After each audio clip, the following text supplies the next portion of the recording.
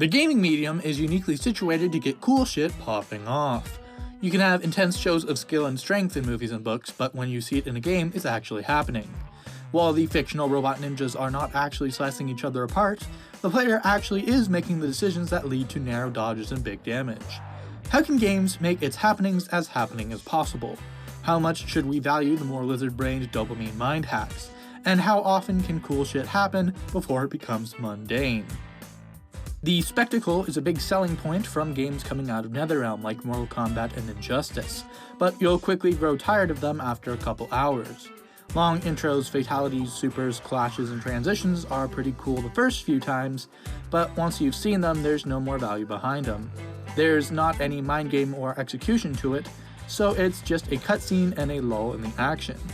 I'd concede that some characters with cooldowns or traits to recharge can use them as a way to stall for time, and some of the longer attack animations can put some anticipation into an exchange, but overall it sucks to have an intense cerebral brawl interrupted by relatively long periods of literal nothingness. An animated super move you see every round isn't that hype, but the brutalities from Mortal Kombat are much more satisfying not only because they're quick and at the end of the match, but because they only happen sometimes. Scarcity can make anything seem spectacular, even if it's just something trivial, like an alternate color. With that said, if our goal is entertainment, we shouldn't completely disregard our lizard brains that enjoy easily reproducible stimuli. Hold up, cut the music, take a second to just appreciate. Fuck yeah, let's see that again.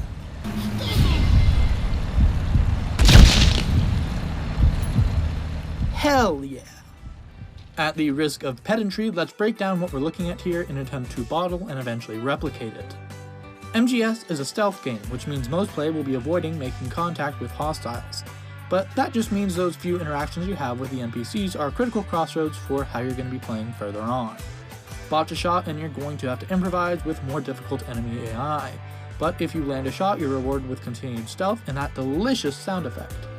You'd almost expect something more akin to a grenade exploding or a jackpot going off, since we've been conditioned by other games. But here they somehow made the sound of caving a guy's fucking skull in way more satisfying than just gross. It's hard to dissect the concept of satisfying sound effects any further than just, me monkey like bubble wrap. But I'd argue that it's valuable to use our dumb knee-jerk associations to communicate something is important. While it certainly helps, you don't need to know frame data to know that this shit is the shit. Now that we've covered how the critical moments should be infrequent and satisfying in order to generate spectacle, how do we maximize that wow factor? We've seen artificially exciting moments, but what is actually spectacular? I imagine the easy mind hack is to just throw as much cool shenanigans on the screen as possible to overwhelm the player. But I think this is actually generally a misstep. If there's too much, then the wow factor costs you the video game.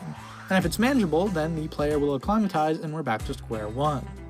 I confess I really like games like Bayonetta that just go nuts, but overall I'd imagine a better approach is essentially just the union of the two ideas from before. To kick off DMCV's final boss's final form, Virgil throws out a high damage but easily dodgeable flying tackle. However, the optimal counter forces the player to put themselves in a much more dangerous position when they bust for him out of the sky. It's classic risk and reward design, but because the risk is so significant and kinda unnecessary, and the reward is so juicy, it makes this exchange way more satisfying than even the most chaotic of set-piece moments. The secret formula for wow factor is rare, risky, and gratifying ingredients. Rarity can make anything just as appealing as surplus can make it bland.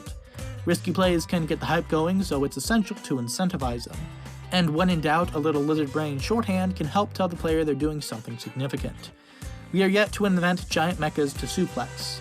The technology just isn't there. But the world of video games can hack our lizard brain into experiencing some artificial awe. And by definition, that makes this stuff pretty awesome.